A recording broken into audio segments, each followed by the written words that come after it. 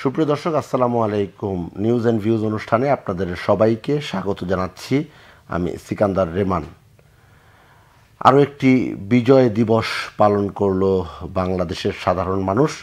যদিও এই বিজয়ের মাঝেই ভারতের প্রধানমন্ত্রী নরেন্দ্র মোদী এমন একটি বক্তব্য তার সামাজিক যোগাযোগ মাধ্যমে তিনি দিয়েছেন, যেটির মাধ্যমে বিতর্ক তৈরি হয়েছে এবং বাংলাদেশের অগণিত মানুষ এর প্রতিক্রিয়া জানিয়েছেন। দুজন রাজনীতিবিদ আজ আমাদের সঙ্গে যুক্ত হয়েছেন, তারা নিশ্চয়ই বিষয়ে কথা বলবেন। একই সঙ্গে আজ আমরা আলোচনা করতে চাই প্রধান উপদেষ্টা ডক্টর মোহাম্মদ ইউনূস নির্বাচনের তারিখ নিয়ে কথা বলেছেন। যে নির্বাচন নিয়ে অনেক আশাবাদ, অনেক শঙ্কা, অনেক বিষয়গুলো জড়িত রয়েছে রাজনীতিবিদদের মনে, সে বিষয়ে আজ আমরা কথা বলবো। আজ আমাদের সঙ্গে স্টুডিওতে রয়েছেন দুজন অতিথি। রয়েছেন advocate Ahmed Azam Khan, vice chairman BNP, আরও রয়েছেন গণসংহতি আন্দোলনের প্রধান সমন্বয়কারী জোনায়েদ সাকি। আপনাদের দুজনকেই স্বাগত জানাচ্ছি। আলোচনা শুরু করতে চাই অ্যাডভোকেট আহমেদ আজম খান আপনাকে দিয়ে। যেটি বলছিলাম যে ৭১-এর পাকিস্তানি বাহিনীর বিরুদ্ধে ঐতিহাসিক জয় পেয়েছিল ভারত, কত মারাত্মক কথা। যদিও এর আগে ভারতীয় বিভিন্ন সিনেমায় বিষয়গুলো দেখানো হয়েছে, এবার প্রকাশ্যে সে দেশের প্রধানমন্ত্রী যখন এটি বলে এবং ১৬ই ডিসেম্বর যখন বলে, তখন মুক্তিযোদ্ধা হিসেবে আপনার কেমন লাগে এবং রাজনীতিবিদ হিসেবে আপনার বক্তব্যটা কি? আপনাকে ধন্যবাদ, সম্মানিত আলোচককে ধন্যবাদ, স্বাগতম সম্মানিত দর্শক। আজ ১৭ বছর পর মুক্ত বাংলাদেশে বিজয় দিবস পালন করলাম। এই বিজয় দিবসের এই আলোচনায় আমি শ্রদ্ধার সাথে স্মরণ করি মহান মুক্তিযুদ্ধের মহান ঘোষক, আধুনিক বাংলাদেশের রূপকার শহীদ রাষ্ট্রপতি জিয়াউর রহমানকে এবং তার আত্মার মাগফিরাত কামনা করি। এবং সেই সাথে মুক্তিযুদ্ধে যে অসংখ্য শহীদ হয়েছেন, যে সমস্ত মা বোনেরা সম্ভ্রম হারিয়েছেন, তাদের প্রতিও শ্রদ্ধা নিবেদন করি। দেখুন, ভারতের সাথে স্বাধীনতার পর থেকে আমাদের যে সম্পর্ক, আমরা বারবার ভারতকে বন্ধুত্বের কথা বলে এসছি এবং আমরা বারবার বলেছি যে আপনারা আমাদের প্রতিবেশী এবং মুক্তিযুদ্ধে আমাদেরকে সহযোগিতা করেছেন, আপনারা আমাদের বন্ধু। কিন্তু ভারত যে আচরণ করে সেটা কোনোভাবেই বন্ধুসুলভ নয়। ১৯৭১-এর মুক্তিযুদ্ধের কথা স্পষ্ট মনে পড়ে। আমি শুধু মুক্তিযোদ্ধাই ছিলাম না, আঞ্চলিক সংগঠকও ছিলাম। ভারত শেষ মুহূর্তে আমাদেরকে ছত্রী সেনা হিসেবে সমর্থন দিয়েছিল, কিন্তু মূল মুক্তিযুদ্ধ তো করেছি আমরা, দেশটা তো স্বাধীন করেছি আমরা। যদি বিজয়টা ভারতেরই হতো তাহলে তো এটা ভারত হতো, এটা ভারতের একটা প্রদেশ হতো। মুক্তিযুদ্ধের বিজয়টা আমাদের হয়েছে, আমরা যারা বাংলাদেশের জন্য যুদ্ধ করেছি আমাদের হয়েছে বলে মুক্তিযুদ্ধের পরে পূর্ব পাকিস্তান থেকে এটার নাম বাংলাদেশ হয়েছে এবং সেই বাংলাদেশ জাতিসংঘের স্বীকৃতি পেয়েছে এবং জাতিসংঘের সদস্যভুক্ত একটি দেশ, সারা বিশ্বের কাছে স্বাধীন সার্বভৌম একটি রাষ্ট্র। প্রদেশ হতে পারল না বলেই কি গাত্রদাহ থেকে মোদী সাহেব এই জাতীয় কথা বললেন? এই জবাবটা নরেন্দ্র মোদী দিতে পারবেন, তবে উনি তখন কোন পর্যায়ে ছিলেন আমি জানি না। সম্ভবত উনি তখন গুজরাটের একজন রাজনীতিক ছিলেন, তখনও বোধহয় গুজরাটের মুখ্যমন্ত্রী হয়ে সারেননি। কিন্তু আমরা তো মুক্তিযুদ্ধ করেছি, আমরা অনেক কথা বলতে চাই না। ইদানিং আক্ষেপে এই কথাগুলো আসে যে মুক্তিযুদ্ধের পরপরই ভারতীয় সৈন্য বাংলাদেশের যে অস্ত্র লুট করেছিল, যার প্রতিবাদ করতে গিয়ে মেজর জলিলকে গ্রেপ্তার বরণ করতে হয়েছিল। মেজর জলিলকে যার জন্যে খেতাব থেকে বঞ্চিত করা হয়েছিল। আমরা তো সেগুলো জানি, আমাদের চোখের সামনে, ইতিহাসে পড়িনি, চোখের সামনে এগুলো দেখেছি। তো কাজেই এগুলো বলে তখনকার তিক্ত অভিজ্ঞতার কথাই ভারত মনে করিয়ে দেয়। ভারতকে আবারও বলবো যে আপনারা যদি সৎ প্রতিবেশী হন তাহলে আমাদের মুক্তিযুদ্ধ নিয়ে আপনারা কটাক্ষ করবেন না, আমাদের স্বাধীনতা নিয়ে আপনারা কটাক্ষ করবেন না। এটা আমাদের জন্য না, সারা বিশ্ববাসীর জন্যই কিন্তু এটা অত্যন্ত দুঃখজনক ঘটনা হবে। জনাব সাকি, একই বিষয় আপনার কাছে জানতে চাওয়া। সবাইকে সালাম এবং শুভেচ্ছা। আমি বাংলাদেশের স্বাধীনতা এবং মুক্তি সংগ্রামে সকল শহীদের প্রতি শ্রদ্ধা জানাই, সকল জাতীয় নেতৃত্বের প্রতিও শ্রদ্ধা জানাই। ভারতের অফিসিয়াল মানে যে বয়ান আমরা মাঝে মধ্যে শুনি, তারপরে তাদের সিনেমা কিংবা অন্যান্যভাবে বিভিন্ন নেতৃবৃন্দদের বক্তব্যের মধ্যে থেকে কোনো ইতিহাসবিদদের রচনার মধ্যেও এই ভঙ্গিটা পাওয়া যায়, যেটা মূলত ভারত পাকিস্তানের যুদ্ধ ছিল, বাংলাদেশ বাই প্রোডাক্ট হিসেবে একটা রাষ্ট্র হয়ে গেছে। তথ্যগত দিক থেকে বিষয়টা ঠিক না, কারণ যুদ্ধটা মানে যুদ্ধ বলেন, একটা গণহত্যা বলেন, সেটা বাংলাদেশে পূর্ব পাকিস্তানেই শুরু হয়েছিল। সেখান থেকে প্রতিরোধের যুদ্ধ শুরু হয়েছে এবং সেই প্রতিরোধ যুদ্ধ মধ্যে ভারতের একটা অংশগ্রহণ তৈরি হয়েছে এবং তারা আমাদের সহযোগিতা করেছেন, আশ্রয় দিয়েছেন, ট্রেনিংয়ের সহায়তা করেছেন এবং শেষ পর্যায়ে ভারতের সেনাবাহিনীও একটা যুদ্ধে অংশ নিয়েছে। আবার একইভাবে বলা চলে যে কবে নিল? পশ্চিম সীমান্তে, হ্যাঁ, ডিসেম্বরের 3 তারিখ থেকে। জি। তো ওই যে এবং পশ্চিম সীমান্তেও একটা তখন ভারত পাকিস্তানের মধ্যে যুদ্ধ হয়েছে। এগুলো 9 মাসের শেষ 3 সপ্তাহ। এগুলো ঘটনা হিসেবে এই পরিক্রমাটা তো আসলে কেউ উল্টে দিতে পারবে না। এখন এই যে বাংলাদেশের স্বাধীনতা যুদ্ধ যে একটা তার স্বতন্ত্র বিষয়, এটার স্বীকৃতি মানে যখন ভারতের পক্ষ থেকে ভারতের কর্তা ব্যক্তি এবং ওই যে বললাম যে বিভিন্ন পর্যায়ে, সেটা সংস্কৃতি অঙ্গন পর্যন্ত, মানে তাদের মোটামুটি এটাই ন্যারেটিভ। এবং এই ক্ষেত্রে তাদের প্রধান দলগুলোর ন্যারেটিভের ক্ষেত্রেও এসে, বিশেষত কংগ্রেস এবং বিজেপির ক্ষেত্রে এই ন্যারেটিভে খুব আলাদা হয় না আর কি। এই ন্যারেটিভটা আছে যে ডিভাইডিং পাকিস্তান, এটা তাদের কাজ। হ্যাঁ, তারা এটাকে পাকিস্তানের বিভক্তি হিসেবে দেখে। তো বাংলাদেশের স্বাধীনতা সংগ্রামের যে মর্যাদা, মূল্যায়ন ইত্যাদি, সেটা এই ন্যারেটিভের মধ্যে, এটা কেবল এইবারের প্রধানমন্ত্রী নরেন্দ্র মোদীর টুইটের মধ্যেই নয়, এর আগেও বহু ঘটনার মধ্যে দিয়ে প্রকাশিত হয়েছে। তো এইটা একটা আছে এবং এইটার ক্ষেত্রে মানে বাংলাদেশের দিক থেকে খুব বেশি মানে বলেন যে প্রতিবাদ কিংবা বাংলাদেশের দিক থেকে এই ইতিহাসটাকে চ্যালেঞ্জ করা, সেইটার যে ন্যারেটিভ সেটা আছে, কিন্তু প্রতিষ্ঠা করার ক্ষেত্রে এখন পর্যন্ত তো দেখাই যাচ্ছে যে কি হয়েছে। তো এটা তারা করছেন। আমাদের কাছে যেটা মনে হয় যে ভারত বাংলাদেশের সাথে যে সুসম্পর্ক চায়, বন্ধুত্বপূর্ণ সম্পর্ক চায়, আমরা যেটা চাই, সেই ক্ষেত্রে সত্যের ধামাচাপা দিয়ে তো আসলে সেই সুসম্পর্ক দাঁড়াবে না। মানে ইতিহাসের ন্যারেটিভ থেকে শুরু করে এটা পারস্পরিক মর্যাদা, স্বার্থের ন্যায্যতা, এই সবগুলোর সাথে সম্পর্কিত। কাজেই এই ধরনের বিষয়গুলো বাংলাদেশের জনগণের মধ্যে প্রতিক্রিয়া তৈরি করে যে ভারতের বয়ানের মধ্যে বাংলাদেশ প্রায় নাই। এটা এই যে জায়গাটা হলো, কিংবা একটা পুরো স্বাধীনতা সংগ্রাম, এইটা যে গণমানুষের মধ্যে থেকে উত্থিত হয়েছে, গণমানুষের যেটাকে গণযুদ্ধে রূপান্তরিত করেছিলেন, সেই পুরো ইতিহাসটাই তাদের বয়ানের মধ্যে খুব বেশি জায়গা পায় না। ওই রকমভাবে পায় যেন এটা একটা বাই প্রোডাক্ট হিসেবে এসছে।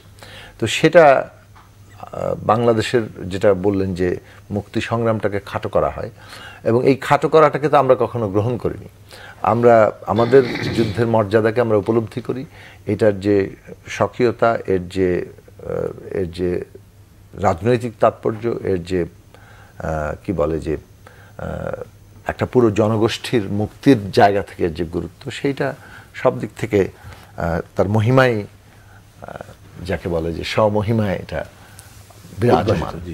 আমাদের কর্তব্যের জায়গা হচ্ছে যে বাংলাদেশকে ওই জায়গায় পৌঁছানো যেখানে আসলে আমাদের কাঙ্ক্ষিত বাংলাদেশ, যেটা মুক্তিযুদ্ধের মধ্যে দিয়ে সামনে এসেছিল, সেটা যদি আমরা অর্জন করি, আমাদের যুদ্ধ সমপরিমাণে আরও যাকে বলে যে ইতিহাসে এবং সারা দুনিয়ার কাছেই সেভাবে প্রতিষ্ঠিত হবে।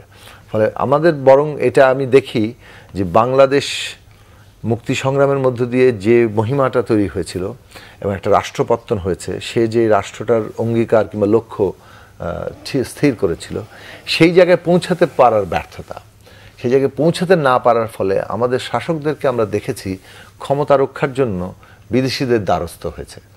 এবং সর্বশেষ 15 বছরে তো এটা একেবারে খোলাখুলি রূপ নিয়েছিল যে মোটামুটি ভারতের সরাসরি প্রত্যক্ষ সহযোগিতায় শেখ হাসিনা ক্ষমতায় আছেন।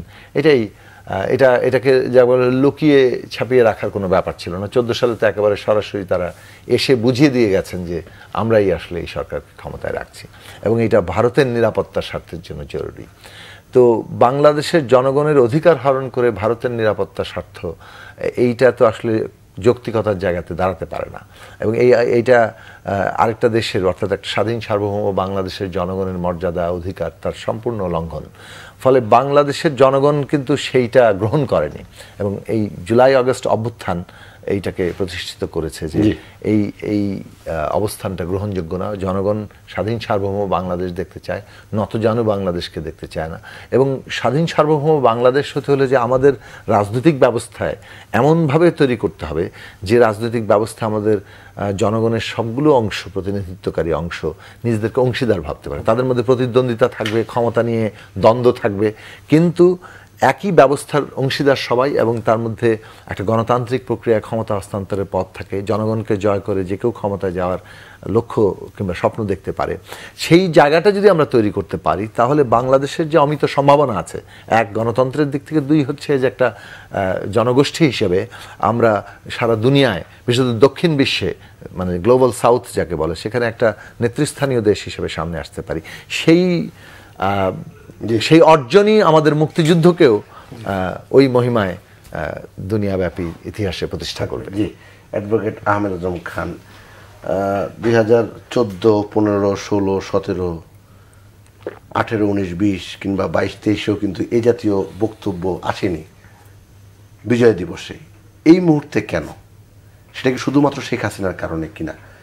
যেখানে এই বক্তব্য এসেছে তার নিচে যে কমেন্টগুলি এসেছে, সেই কমেন্টে কিন্তু শেখ হাসিনার প্রতি ঘৃণা, তার সমালোচনা, এগুলো আমরা লক্ষ্য করেছি, গণমাধ্যম রিপোর্ট হয়েছে।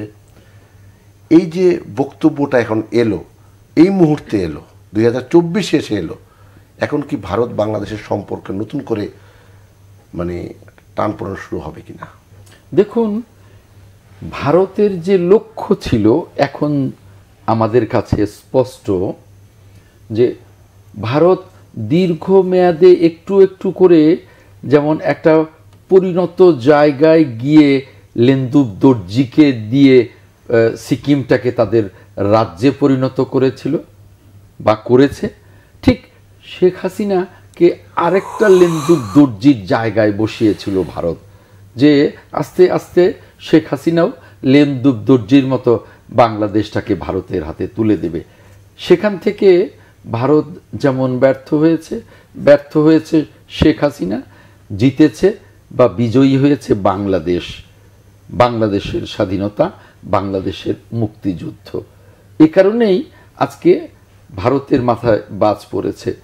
আর এই বাংলাদেশকে যদি তার সব মহিমায় উদ্ভাসিত হতে হয়, তাহলে যেটা জোনায়েদ সাকি বললেন, একটি গণতান্ত্রিক বাংলাদেশ আমাদের জন্য অত্যন্ত প্রয়োজন। শেখ হাসিনার ফ্যাসিবাদী বাংলাদেশে যেভাবে একটা লেন্দুব দর্জি তৈরি করছিল, ফ্যাসিবাদের ভেতর দিয়ে ভারত যেমনি একটা লেন্দুব তৈরি করছিল, সেই তেমনি যদি একটা গণতান্ত্রিক বাংলাদেশ আমরা গড়ে তুলতে পারি, তাহলে ঠিক ভারতকে একেবারে আমাদেরকে সম্মান করতে আমরা বাধ্য করতে পারবো, যে আপনাদের সাথে আমাদের সম্পর্কটা হবে সমতার ভিত্তিতে, ন্যায্যতার ভিত্তিতে। সেই সাহসটা, সেই শক্তিটা, সেই সমৃদ্ধিটা একমাত্রই গণতন্ত্র এনে দিতে পারে। এবং এই ক্ষমতার পরিবর্তনটা শান্তিপূর্ণ, অবাধ এবং নিরপেক্ষ নির্বাচনের মধ্য দিয়ে সমৃদ্ধ অর্থনীতি, সমৃদ্ধ মানবাধিকার, সমৃদ্ধ গণতন্ত্রই সমৃদ্ধ স্বাধীনতাকে শক্তিশালী করতে পারে। এবং এর উত্তর কিন্তু এভাবেই ভারতকে আমাদের দিতে হবে। আমরা এত বৃহৎ দেশ, আপনারা তো ক্ষুদ্র দেশ, কিভাবে এটা মানে আপনি এটা কিভাবে দিবেন? শুনুন, তারা বৃহৎ দেশ হতে পারে, আমরা ক্ষুদ্র দেশ হতে পারি। আমরা কিন্তু 20 কোটি মানুষের একটি দেশ। এই 20 কোটি মানুষ সারা ইউরোপের কতগুলি দেশ? 26টি দেশ। এই 26টি দেশ মিলে 20 কোটি মানুষ নেই। আমরা কিন্তু এই ছোট্ট জায়গায় 20 কোটি মানুষ আছি, কথাটা মনে রাখতে হবে। আর মনে রাখতে হবে, আমরা কিন্তু ভারত পাকিস্তানের মতো 1947 সালে যেমন আলাপ আলোচনা করে স্বাধীন হয়েছিল তা না। আমাদের বুকের তাজা রক্ত দিয়ে লক্ষ লক্ষ শহীদের প্রাণের বিনিময়ে কিন্তু একটা যুদ্ধের মধ্য দিয়ে আমরা স্বাধীনতা পেয়েছি। তারা আমাদেরকে সহযোগিতা করেছিল এবং 9 মাসের স্বাধীনতা যুদ্ধে 3 সপ্তাহে তারা আমাদের সাথী হয়েছিল মাত্র। সেজন্যে আমরা তাদেরকে সারা জীবন সম্মান করি, কিন্তু তাই বলে তাদের প্রভুত্ব মেনে নেয়া একটা স্বাধীন দেশের পক্ষে কারোর জন্যেই সুখকর নয়। এবং আমরা একটা উন্নত জাতি হিসেবে আমরা মাথা উঁচু করে সামনের দিকে এগিয়ে যেতে চাই। এবং সেই মানসিকতা যে বাংলাদেশের আছে, সেটা কিন্তু 5ই আগস্টের এই ছাত্র জনতা, রাজনৈতিক দলগুলোর যে অভ্যুত্থান, তাতে কিন্তু প্রমাণ হয়ে গেছে। এখনো যদি ভারতের বোধোদয় না হয়, এখনো যদি ভারতের সরকার বা বিরোধী দল অর্থাৎ ভারতের রাজনৈতিক দলগুলো যদি এখনো দুঃস্বপ্ন দেখে বাংলাদেশকে নিয়ে, তাহলে বলবো যে ভারত উন্নত রাষ্ট্রে পরিণত হবে কি করে? তার পলিসি, ফরেন পলিসি যদি উন্নত না হয়, তার চিন্তা চেতনা যদি উন্নত না হয়, পাশের একটি স্বাধীন সার্বভৌম দেশকে নিয়ে যদি তারা খেলা করতে চায় বা তারা এটাকে করদ রাজ্য করতে চায়, তাহলে তো বলবো যে এখনো তারা বিশ্ব থেকে অনেক পিছিয়ে আছে। আর এজন্যেই এই যে 7টি দেশ আমাদের সার্ক, এই সার্ককে অকার্যকর করেছে ভারত, এবং সার্কের প্রত্যেকটা দেশই কিন্তু এখন ভারতের হাতছাড়া হয়ে গেছে, বন্ধুত্বের বাইরে চলে গেছে। তাই বলবো যে আমরা চাই ভারতের সাথে একটা ন্যায্যতা এবং সমতার ভিত্তিতে সুসম্পর্ক, সম্মানের ভিত্তিতে সুসম্পর্ক। এই ধরনের অসম্মানজনক কথা বলে আমাদের বিজয়কে খাটো করা, আমাদের স্বাধীনতাকে খাটো করা, আমাদেরকে খাটো করা, বাংলাদেশকে খাটো করা, তাহলে তো তাদের সাথে আমাদের সমতা বা সম্মানের কোনো সম্পর্ক থাকে না। এখন এটা যদি তারা মনে করে যে এক শেখ হাসিনাকে দিয়েই আমরা বাংলাদেশকে শাসন করব, না, বাংলাদেশকে ভারত কেন, পৃথিবীর কোনো দেশ শাসন করবে না। বাংলাদেশটা শাসন করবে বাংলাদেশ, বাংলাদেশের সন্তানেরা, বাংলাদেশের নাগরিকেরা, বাংলাদেশের রাজনীতিকেরা, এর বাইরে না। এর বাইরে যা আছে তা হবে আমাদের সাথে সমতা এবং ন্যায্যতার ভিত্তিতে সম্পর্ক। এর বাইরে যে কেউ যদি এই 24-এ এসে যদি কেউ চিন্তা করে, তাহলে ভুল করবে মারাত্মকভাবে। এবং সেই ভুলের খেসারত কিন্তু আমরা, যেমন শেখ হাসিনা গত 17 বছরে যেভাবে বাংলাদেশের সমস্ত ইনস্টিটিউশনগুলো ধ্বংস করে দিয়েছে, আমরা তার খেসারত দিচ্ছি, ভারতকেও কিন্তু তার খেসারত দিতে হবে। এখন আমরা মনে করি যে ভারতের নিরাপত্তা শুধু গণতান্ত্রিক বাংলাদেশ, ফ্যাসিবাদী বাংলাদেশ কিন্তু ভারতের নিরাপত্তা নয়। ভারতের নিরাপত্তা গণতান্ত্রিক বাংলাদেশ। মনে রাখতে হবে, আপনি এত বড় একটা মানুষ, আপনার পেটের ভেতরে এই খেতে গিয়ে সামান্য একটু পয়জন ঢুকেছে, আপনি অসুস্থ হয়ে যাচ্ছেন। ঠিক তেমনি 3 দিকে ভারত, মাঝখানে বিশাল এক 20 কোটি মানুষের দেশ বাংলাদেশ, সেটা যত ছোটই হোক। এইখানে যদি একটা ফ্যাসিবাদী সরকার থাকে বা অন্য কোনো সরকার থাকে, ভারতের জন্য মারাত্মক রকমের নিরাপত্তাহীন। আর এখানে যদি একটা গণতান্ত্রিক বাংলাদেশ থাকে, সমৃদ্ধ বাংলাদেশ থাকে, শক্তিশালী বাংলাদেশ থাকে, আমি বলবো ভারত তাহলে নিরাপদ। ভারতের ফরেন পলিসি কোথা থেকে কবে ঠিক করবে আমরা জানি না, তবে ভারতের ফরেন পলিসি 100 বছর এখনো পিছিয়ে আছে আধুনিক বিশ্ব থেকে। বরং তার চেয়ে আমাদের বর্তমান অবস্থা 5ই আগস্টের পরের আমাদের যে ফরেন পলিসি, আমরা ভারতের চেয়ে এগিয়ে আছি। এবং এখনো আমরা ভারতকে বলছি যে আপনারা আসুন আমাদের সাথে ন্যায্যতার ভিত্তিতে সম্পর্ক গড়ুন। গত সপ্তাহে দেখেছি ভারতের পররাষ্ট্রমন্ত্রী জয়শঙ্কর বলেছেন বাংলাদেশ নিয়ে, ওই পার্লামেন্টে বলেছেন বাংলাদেশ নিয়ে আমরা চিন্তিত, বাংলাদেশে হিন্দুদের উপরে অত্যাচার নির্যাতন হচ্ছে।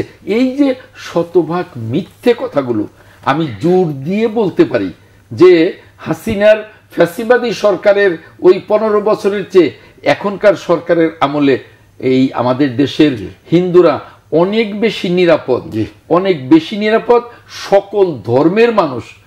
এই জন্য আমি বলবো যে এই ভারতের মিথ্যাচারগুলো বন্ধ করতে হবে, ভারতের অপপ্রচারগুলো বন্ধ করতে হবে। আমরা যুগ যুগ ধরে যেমন সকল ধর্মের লোক একসাথে বসবাস করেছি, এখনো সকল ধর্মের লোক একসাথে বসবাস করব। কোনো সংখ্যাগুরু সংখ্যালঘু নয়, আমরা সকল ধর্মের লোক মিলে বাংলাদেশ। জি জনাব সাকি, যেটি অ্যাডভোকেট আহমেদ আজম খান বলছিলেন যে হিন্দু নির্যাতনের কথা, এখন তো সবার হাতে হাতে ফোন, মানে ক্যামেরার তো আর অভাব নেই, যে কোনো ঘটনা যদি ঘটে তাৎক্ষণিক এই তথ্যগুলি পাওয়া যায় সোশ্যাল মিডিয়ায়। এমন কোনো তথ্য তো আসলে কেউ ওইভাবে দেখাতে পারেনি, শুধুমাত্র বলা হচ্ছে নির্যাতন নির্যাতন। বিশেষ করে আপনি খেয়াল করবেন ভারতের কিছু কিছু গণমাধ্যমে যখন এই রিপোর্টগুলো অনেক বড় আকারে আসে এবং সেগুলোর জন্য আলোচনা সমালোচনার ঝড় বয়ে যায়, সেটা যত বড় আকারে হয়, সীমান্ত হত্যা কিংবা অভিন্ন পানির ন্যায্য হিস্সা, যেগুলো নিয়ে রাজপথে আপনারা দীর্ঘদিন আন্দোলন করছেন, এখনও করে যাচ্ছেন, সেগুলো তো আসে না। তাহলে এখানে যে সমতার কথা বলা হচ্ছে, কিসের ভিত্তিতে সমতা, কিসের ভিত্তিতে ন্যায় বিচার? দেখুন, সমতার প্রশ্ন তো দূরের কথা, মানে ভারতের বিরোধী দলই তো ভারতের এইসব মিডিয়াকে গদি মিডিয়া আখ্যায়িত করেছে, মানে ক্ষমতার কোলে ওঠা মিডিয়া। তো এই ক্ষমতার কোলে ওঠা মিডিয়া এখন বিজেপির পালে হাওয়া দিতে এইটাকে যেমন কাজে লাগাচ্ছে, আন্তর্জাতিক স্বার্থ তো আছেই। তারা শেখ হাসিনার যে পরাজয় বলতে পারেন, তার যে মানে জনগণের অভ্যুত্থানের মুখে পালিয়ে যাওয়া, এইটা তারা মেনে নিতে পারছেন না।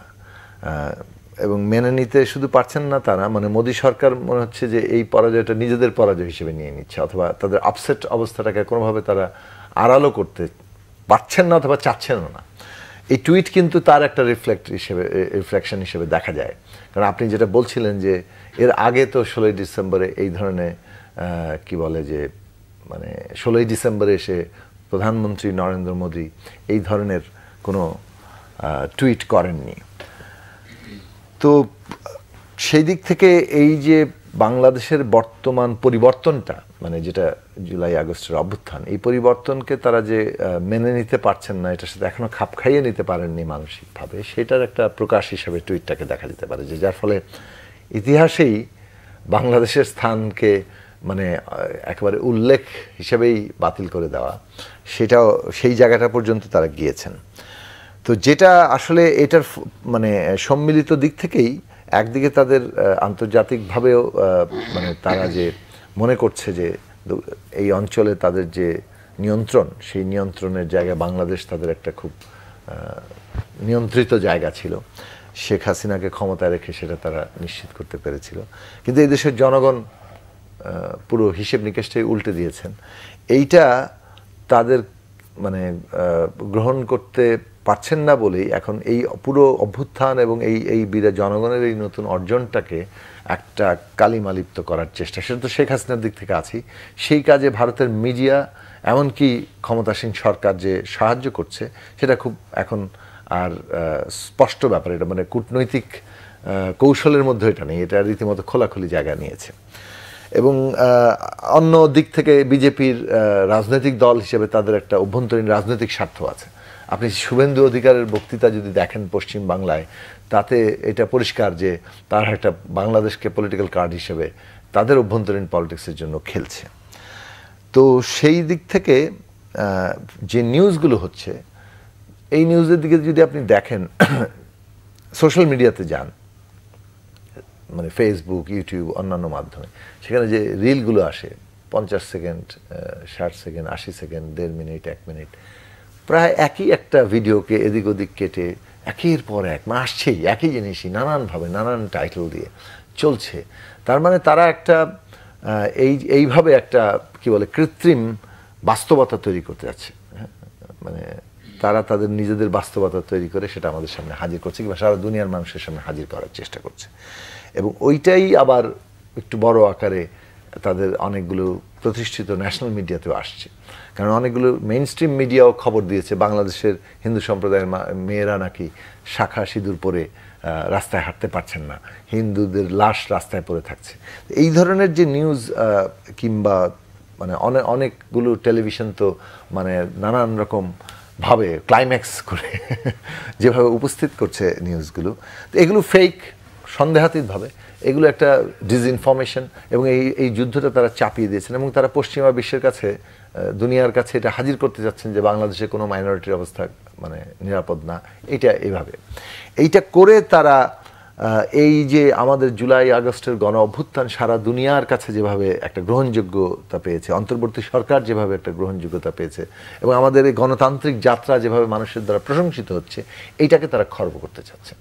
এটাকে যদি সারা দুনিয়ার কাছে খর্ব করা যায় তাহলে ভারতের পক্ষে আরও হয়তো বেশি চাপ সৃষ্টি করা সম্ভব হবে। এটাই তাদের পুরোপুরি মানে পলিসি, এটা বোঝা যাচ্ছে। এইটাকে বাংলাদেশকে মোকাবেলা করতে হবে, সেটা আমরা আগেও মানে বলেছি, আবারও বলি যে মানে অসত্যের বিরুদ্ধে সত্য দিয়ে মোকাবেলা করতে হবে। এই যে সমস্ত ঘটনাবলীগুলো দেখায় সেগুলোকে আমাদের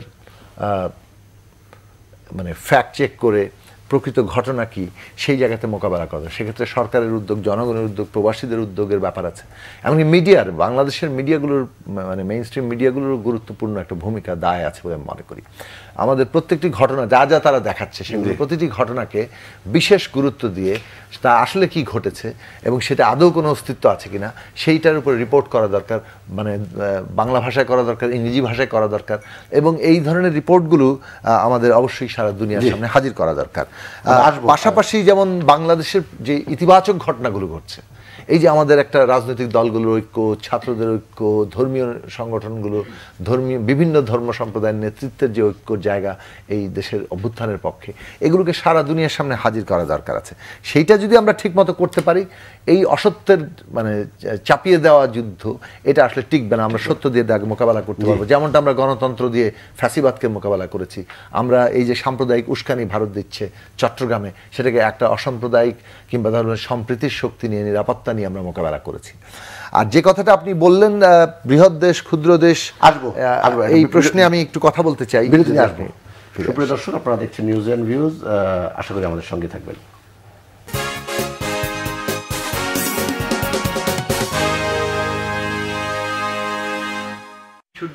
সুপ্রিয় দর্শক, বিরতির পর নিউজ অ্যান্ড ভিউজে আরও একবার স্বাগত জানাচ্ছি। আমি সিকান্দার রেমান। অ্যাডভোকেট আহমেদ আজম খান, গত দিনের আরও একটি আলোচিত বিষয় প্রধান উপদেষ্টার বক্তব্য, ভাষণ জাতির উদ্দেশ্যে, যেখানে তিনি মূল যে কথাটি বলেছেন সেটি হচ্ছে 25 সালের শেষের দিকে অথবা 26-এর শুরুতে জাতীয় সংসদ নির্বাচন হতে পারে। একই সঙ্গে তিনি বলেছেন আগামী মাসে জাতীয় ঐক্যমত গঠন কমিশন কাজ শুরু করবে। আপনার বক্তব্যটা জানতে চাই। আমি তার আগে একটু জোনায়েদ সাকি যে চমৎকার আলোচনা করছিলেন, আমি সেই ধারাবাহিকতায় আরও দুই একটি কথা বলতে চাই এবং জাতিকেও আশ্বস্ত করতে চাই।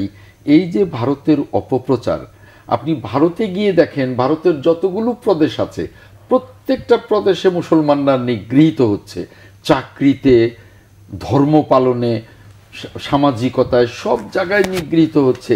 সেগুলো কিন্তু তারা প্রচারও করতে দিচ্ছে না তাদের মিডিয়াতে, কিন্তু আমরা জানি এবং আমাদের কাছে এই খবরগুলো আসে। আর বাংলাদেশে যে হিন্দু সম্প্রদায় অত্যন্ত নিরাপদ আছে, তাদের প্রত্যেকটা পূজা অর্চনা যে তারা চমৎকারভাবে করতে পারছে, এইটা তারা যতই ভারত অপপ্রচার করুক হিন্দুদের উপরে নির্যাতন, এখানে যে তারা ভালো আছে, এটা শুধু আমাদের জোনায়েদ সাকি যেটা বললো যে আমাদের মিডিয়া, আরেকটা জিনিস আমাদের ফরেন যে অফিসগুলো অর্থাৎ দূতাবাসগুলো বাংলাদেশের পৃথিবীর বিভিন্ন জায়গায়, এই দূতাবাসগুলোকে কাজ করতে হবে। আর বাংলাদেশেও যে পৃথিবীর প্রত্যেকটা দেশের দূতাবাস আছে তারা কিন্তু দেখছে, তারাও কিন্তু রিপোর্ট করছে যে না, ভারতের এই বক্তব্য সত্য না। কাজেই ভারতীয় মেইনস্ট্রিম মিডিয়া থেকে শুরু করে ভারতের রাজনৈতিক দলগুলো যে মিথ্যা প্রচারে নেমেছে বাংলাদেশ সম্পর্কে, এগুলো কিন্তু বিশ্বে খুব একটা প্রভাব ফেলতে পারছে না। কারণ একটাই, সেটা হলো যে এই দেশে সত্যিকার অর্থে সকল ধর্মের মানুষই অত্যন্ত সম্প্রীতির মধ্যে আছে, মুসলমান, হিন্দু, বৌদ্ধ, খ্রিস্টান এবং অন্যান্য ধর্ম। এর বাইরে যারা এই দেশে বড় বড় দেশগুলোর যে দূতাবাসগুলো, তারাও কিন্তু এই রিপোর্টগুলো সারা তাদের দেশে দিচ্ছে, সারা বিশ্বেই দিচ্ছে। এই জন্যে ভারত এই ব্যাকডেটেড ফরেন পলিসি নিয়ে ভারত এই বাংলাদেশ প্রশ্নে ব্যর্থ হবেই, যেভাবে ব্যর্থ হয়েছে ভারতের অন্যান্য পাশের দেশগুলোতেও। এখন আপনি যে কথাটা বলেন সেটা হলো যে প্রধান উপদেষ্টা যে বক্তব্য দিয়েছেন, আমি একটাই কথা বলবো যে এই যে আজকে ভারতের অপপ্রচার, এইটা কিন্তু নির্বাচিত সরকারের আমলে, যখনই জনগণের দ্বারা নির্বাচিত সরকার আসবে তখনই কিন্তু আরো বন্ধ হয়ে যাবে। এটা আরো বন্ধ হয়ে যাবে, বন্ধ হতে বাধ্য। যখনই একটা অবাধ এবং নিরপেক্ষ নির্বাচন হবে, সারা বিশ্বে কিন্তু এর একটা প্রভাব পড়বে, ইতিবাচক প্রভাব পড়বে। এই যে ভারতের অপপ্রচার, এটা এই নির্দলীয় সরকার বলে এটা যত প্রলম্বিত হবে তাদের প্রচার কিন্তু আরো বাড়বে। এই জন্য আমি মনে করি যে বাংলাদেশটাকে যত দ্রুত সম্ভব নির্বাচিত সরকারের হাতে দিয়ে দিলে বাংলাদেশটা আরো বেশি নিরাপদ থাকবে, বাংলাদেশের সকল সম্প্রদায়ের মানুষও নিরাপদ থাকবে। এখন প্রধান উপদেষ্টা শ্রদ্ধেয় ডক্টর মোহাম্মদ ইউনূসকে তো আমরা সকলে মিলে সমর্থন দিয়েছি, সারা জাতি সমর্থন দিয়েছে। উনার কিন্তু বাংলাদেশের বাস্তবতা বুঝতে হবে এবং বিশ্ব বাস্তবতা বুঝতে হবে, আর ভারতের আমাদের প্রতি যে আগ্রাসী মনোভাব সেটাও বুঝতে হবে। এগুলো বুঝে এই অভ্যুত্থানের চেতনা যাতে ভুলুণ্ঠিত না হয়, এই জন্যে কোনো রকমের কালক্ষেপণ না করে দ্রুত নির্বাচনের পথে যাওয়া, দ্রুত নির্বাচনের রুটম্যাপটাও দেয়া। 2025 অথবা 26-এর শুরুতে যে নির্বাচন, এক বছর, মানে আপনি চাচ্ছেন এর আগেই নির্বাচন হওয়া উচিত? আমি মনে করি যে এর কত আগে নির্বাচন হওয়া উচিত আমি সে কথাটা বলবো না। উনি অত্যন্ত শ্রদ্ধেয় মানুষ, আমরা সকলে ওনাকে সমর্থন দিয়েছি। ওনাকে সামনে নিয়ে আমরা জাতীয় ঐক্য, যেটা স্বাধীনতার পরে কোনো দিন আসেনি, সেই জাতীয় ঐক্য আমরা স্থাপন করেছি এবং আমরা সকল জাতীয় ইস্যুতে সকল রাজনৈতিক দল এক একজনের এক এক আদর্শ, কিন্তু রাষ্ট্রের প্রশ্নে আমরা এক হয়ে গেছি। এই বিষয়গুলো ওনাকে বুঝতে হবে এবং ওনাকে কালক্ষেপণ না করে যত তাড়াতাড়ি সম্ভব নির্বাচিত সরকারের হাতে ক্ষমতা দিতে হবে।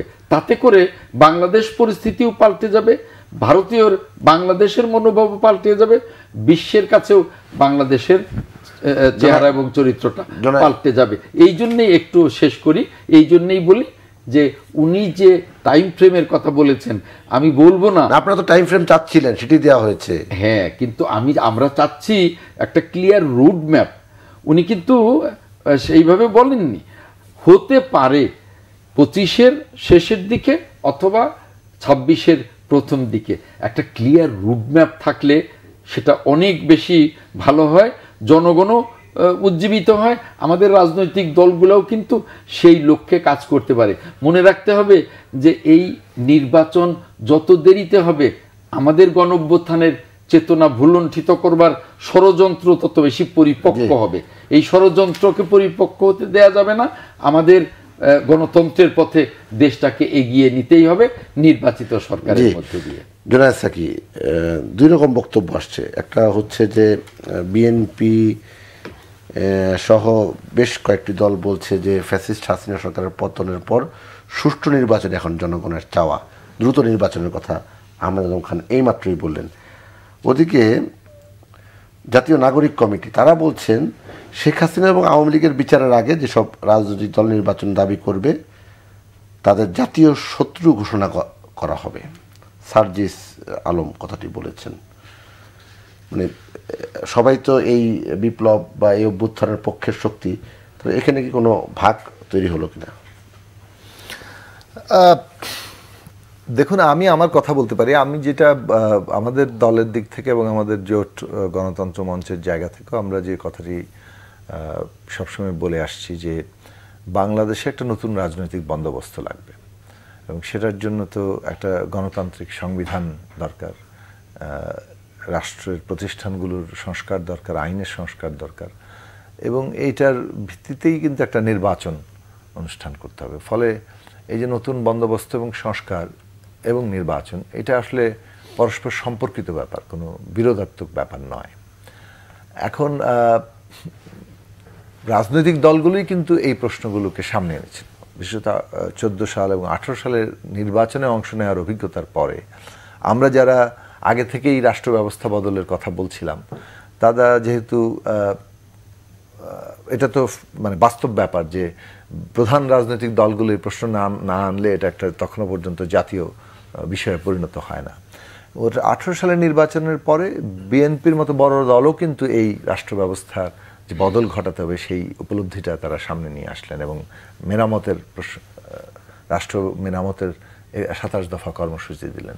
আমাদের দিক থেকে, দলগত দিক থেকে আমাদের কর্মসূচি 14 দফা ছিল। গণতন্ত্র মঞ্চের জায়গা থেকে আমরা 14 দফা কর্মসূচি হাজির করেছি। এইভাবে একটা আন্দোলনের প্রক্রিয়ায় আবার যুগপৎ আন্দোলনে 31 দফা ঘোষিত হয়েছে এবং সেই সব জায়গা থেকে কিন্তু এই মেরামত, সংস্কার, রূপান্তর কিংবা নতুন রাজনৈতিক বন্দোবস্তের কথা আওয়াজটা উঠেছে এবং এক দফাটা কিন্তু আগের বারের মতো কেবলমাত্র সরকারের পদত্যাগ হয়নি। আমরাও যখন এক দফা বলেছি, সেই এক দফায় সরকারের পদত্যাগ এবং এই যে রাষ্ট্র ব্যবস্থার যে গণতান্ত্রিক রূপান্তর, সেটা কিন্তু এক দফার মধ্যে খুব পরিষ্কারভাবে ছিল। তো সুতরাং এই ম্যান্ডেটটা সরকার পেয়েছে এবং সরকার নির্বাচন, সংস্কার এবং নির্বাচন দুটো কাজকেই এগিয়ে নিয়ে যাওয়াটা তার দায়িত্ব। সেক্ষেত্রে আমরা যেটা রোডম্যাপ বলছিলাম, রোডম্যাপ মানে হচ্ছে যে কী কী সংস্কার হবে এবং কবে নাগাদ নির্বাচনটা হতে পারে। সেই ক্ষেত্রে সরকারের দিক থেকে আওয়াজটা এতদিন ছিল যে তারা অনেকগুলো কমিশন গঠন করেছেন, যেটাও আমরা অনেকে প্রস্তাব করেছি। সেই কমিশনগুলো গঠিত হওয়ার পরে তাদের মধ্যে অনেকগুলো কমিশন 5ই জানুয়ারির মধ্যে রিপোর্ট দেওয়ার কথা। তো রিপোর্ট পেলেই তারা অংশীজনদের সাথে, রাজনৈতিক দল, শিক্ষার্থী সকলের সাথে আলোচনা করবেন এবং সেই আলোচনার মধ্য দিয়ে হয়তো সংস্কারের লক্ষ্যটা আরও স্পষ্ট হবে, কী পরিমাণ সময় লাগবে সেটাও স্পষ্ট হবে, তার যৌক্তিকতাটা তৈরি হবে এবং ওই জায়গা থেকেই একটা রোডম্যাপ স্পষ্ট হবে, নির্বাচনের সময়সীমা বুঝতে হবে।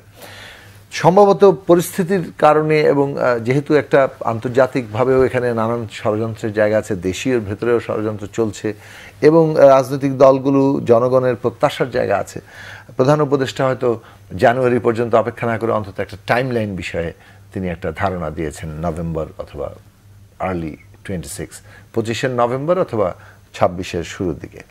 তো এই টাইমলাইনের এই বিষয়টা প্রাথমিকভাবে এসছে এবং যেহেতু নির্বাচন বিষয়ে উনি যে কথা বলবেন সেটাই নির্ধারক হবে, এটা কিন্তু উনি আগে বলেছেন যে এই বিষয়ে উনি চূড়ান্ত কথাটা বলবেন। তো সেই দিক থেকে এইটা একটা টাইমলাইনের জায়গায় এসছে। আমরা প্রত্যাশা করি যে সরকার এখন যত দ্রুত সম্ভব রাজনৈতিক দল সহ অংশীজনদের সাথে তারা বসবেন এবং বসে এই রোডম্যাপটাকে আরও সুনির্দিষ্ট করবেন এবং তখনই হয়তো আমরা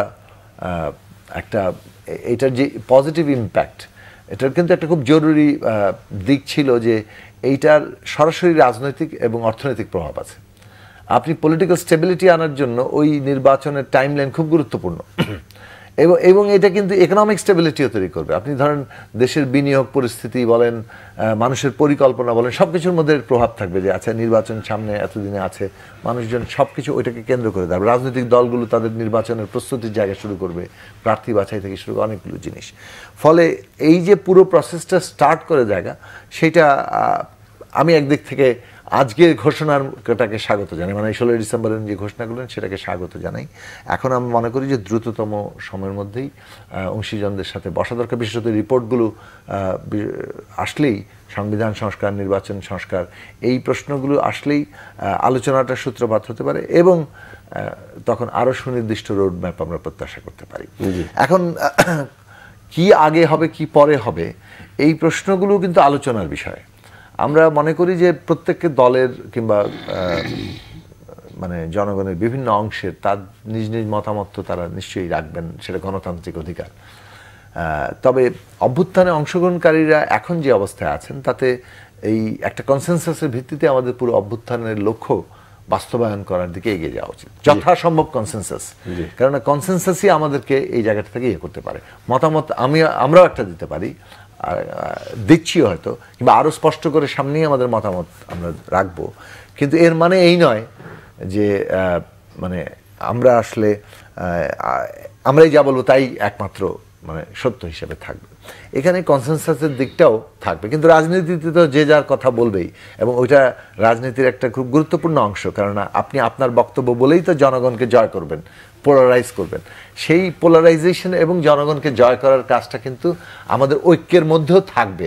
কারণ আমরা ঐক্যবদ্ধ মানে এই নয় যে আমরা আমাদের মধ্যে কোনো পার্থক্য নেই কিংবা এমনকি বিরোধ নেই। তো এই পার্থক্য এবং বিরোধ থাকবে, এবং নির্বাচন যত ঘনিয়ে আসবে তত আবার নির্বাচনী মেরুকরণ তৈরি হতে থাকবে, সেখানে প্রতিদ্বন্দ্বিতা হবে, সেখানে একে অপরের সমালোচনা আসবে। এই প্রশ্নগুলো কিন্তু খুবই বাস্তব, এবং সেই ক্ষেত্রে প্রত্যেকেই নিজ নিজ কর্মসূচি কিংবা কে কিভাবে কোনটাকে দেখে, কোন দাবিটা কিভাবে তোলে, ওটার দ্বারাই কিন্তু পোলারাইজ করবে মানুষকে। ফলে সেই জায়গাটা খুব অসুবিধাজনক আমি দেখি না। তবে আমি কনসেনসাসকে যে গুরুত্ব আমাদের এই ফ্যাসিবাদের বিরুদ্ধে লড়াই এবং একটা গণতান্ত্রিক ব্যবস্থা উত্তরণের জন্য, এইটা আমাদের মনে রাখা দরকার যে কনসেনসাস ব্রেক হলে একটা সমূহ বিপদের জায়গা আছে। তবে জাতীয় নাগরিক কমিটি বা আপনি সার্জিজ আলমের কথা বললেন, তাদের ওই কমিটির সদস্য, হ্যাঁ, তাদের এই বক্তব্য কিন্তু অবশ্যই জাতীয় ঐক্যকে বিনষ্ট করতে পারে। এটা কি এই মন্তব্যগুলো কিন্তু আমি মনে করি যে করা অবশ্যই সঠিক নয়। কারণ আমরা এর আগে গত 15 বছর এই ফ্যাসিস্ট সরকারের বিরুদ্ধে যখনই অবাধ এবং নিরপেক্ষ নির্বাচনের কথা বলতাম, গণতন্ত্রের কথা বলতাম, তখনও কিন্তু ফ্যাসিস্ট সরকার এই ভাষায়, এই ধমকের ভাষায় কথা বলতো। আর এই নাগরিক কমিটির মানে এই কথাগুলো কিন্তু অনেকটা সেরকম ধমকের ভাষা। তাহলে কি আমরা ধরে নেব যে তারা ক্ষমতার স্বাদ পেয়ে গেছে আর বিরোধী দলকে ধমক দেওয়া মানে অভ্যাস শুরু করেছে? এগুলো কিন্তু জাতীয় ঐক্য নষ্ট করবে, গণতন্ত্রের পথে দেশের যাত্রায় বাধা হবে। এই ধরনের বক্তব্য না দেওয়ার জন্যে আমি অনুরোধ করব এবং সতর্ক থাকার অনুরোধ করব।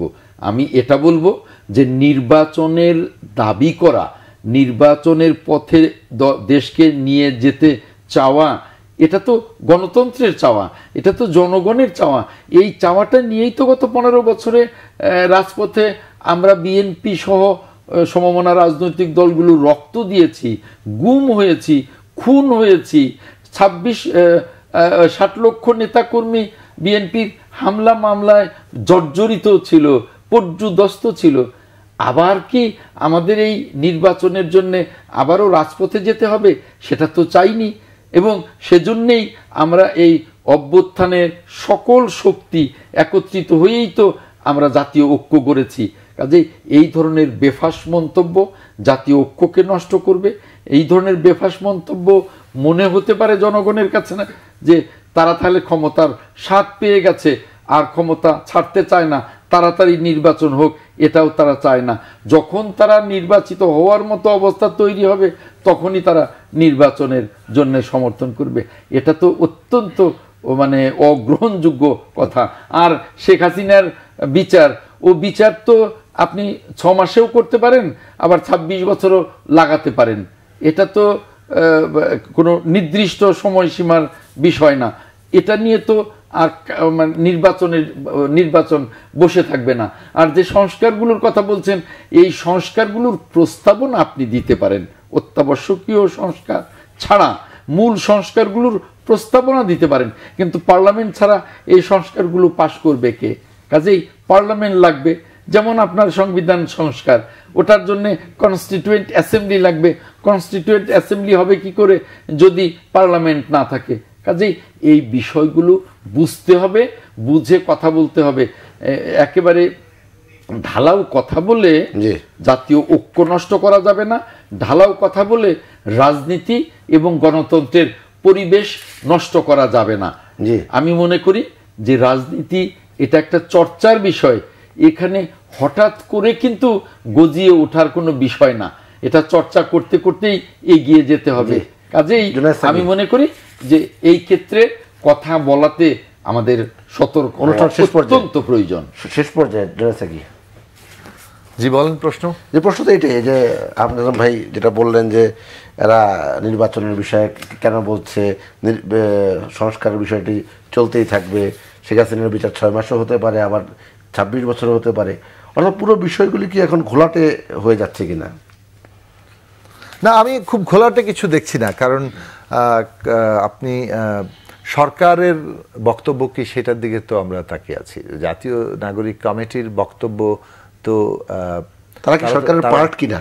তারা তো আসলে সরকার নয়, তারা একটা অভ্যুত্থানের মধ্যে তারাও একটা গুরুত্বপূর্ণ অংশীদার। তারা বিশেষত ছাত্রদের সাথে তাদের একটা গভীর সংযোগ ছিল, সেটাই আমরা সবাই জানি। ফলে ওইটা গঠিত হয়েছে, বৈষম্য বিরোধী ছাত্ররা আছে যারা মানে একটা অগ্রণী ভূমিকার জায়গায়, নেতৃস্থানীয় ভূমিকার জায়গায় ছিল আন্দোলনে। ফলে তাদের বক্তব্যের গুরুত্ব আছে, সে কারণে আপনি হয়তো বলছেন, কিন্তু সেটা কিন্তু একটা বক্তব্য। এখানে সরকার আছে যারা আসলে মূলত সরকারের ভূমিকাটাই এখানে বড় হবে, এবং সরকারের কাজ হবে সকল অংশীজনের সাথে সমন্বয়টা রক্ষা করেই ওই কনসেনসাসের উপরে দাঁড়িয়ে বক্তব্যটা দেয়া। আর মানে জাতীয়, আমি যেটা আগেই উল্লেখ করেছি যে জাতীয় যে ঐক্য বলেন, আমাদের সমঝোতা বলেন, সেইটা রাজনৈতিক উত্তরণের জন্য খুব জরুরি। যখন আমরা একসাথে একদিক থেকে যেহেতু আমরা একটা প্রতিকূল অবস্থার মধ্যে আছি, সেই কারণেও এটা জরুরি। আবার ধরেন নৈতিক দিক থেকেও এটা জরুরি, কারণ এখন এই মুহূর্তে যেহেতু জনগণের ম্যান্ডেট, এটার আপনি পরিমাপ করবেন কি দিয়ে? একটা নির্বাচনের মধ্যে দিয়ে, অথবা আবার একটা আন্দোলনের মধ্যে দিয়ে। ফলে এখন যে অবস্থায় আমরা আছি, যে একটা অভ্যুত্থান পরবর্তী একটা সরকার গঠিত হয়েছে, সেই সরকারের কর্তব্য হচ্ছে সংস্কার এবং নির্বাচনের প্রক্রিয়াকে এগিয়ে নিয়ে যাওয়া। মাঝে কিন্তু সকল অংশীদারদেরই একটা ঐক্যমত্যের জায়গাটাই হচ্ছে এখনকার অভ্যুত্থানের, মানে যাকে বলে প্রতিনিধিত্বকারী ব্যাপার। ফলে অভ্যুত্থান কি, এটা যদি আপনি জানতে চান, তাহলে এটা সকলের কনসেনসাসকেই একটা গুরুত্বের সাথে এখানে নিতে হবে। সেদিক থেকে আমরা মনে করি যে কনসেনসাস বজায় রাখা দরকার রাজনৈতিক উত্তরণের শেষ ওই লক্ষ্যটাকে আমাদের বিবেচনায় রেখে। কিন্তু আবার রাজনৈতিক পার্থক্য থাকবে, আপনি এটা চাইলেও আমার মনে হয় না যে আমরা তো রাজনৈতিক দল যার যার জায়গা থেকে বক্তব্য দিবেন। আমরা তাই বলে গণতান্ত্রিক আমাদের বক্তব্য যেন গণতান্ত্রিক আচরণের ভেতরে থাকে, গণতান্ত্রিক আচরণের বাইরে চলে গেলেই কিন্তু তাহলেই অনৈক্য তৈরি হবে, অন্যরা সুযোগ নেবে, গণতান্ত্রিক সংস্কৃতিও নষ্ট হবে। জি, অসংখ্য ধন্যবাদ অ্যাডভোকেট আহমেদ আজম খান। জুনায়েদ সাকি আপনাকেও। সুপ্রিয় দর্শক, এতক্ষণ যারা আপনারা নিউজ অ্যান্ড ভিউজ দেখছিলেন, আপনাদেরকে ধন্যবাদ ও কৃতজ্ঞতা জানিয়ে আজকের অনুষ্ঠান এখানে শেষ করছি। সবাই ভালো থাকবেন, সুস্থ থাকবেন। আল্লাহ হাফেজ।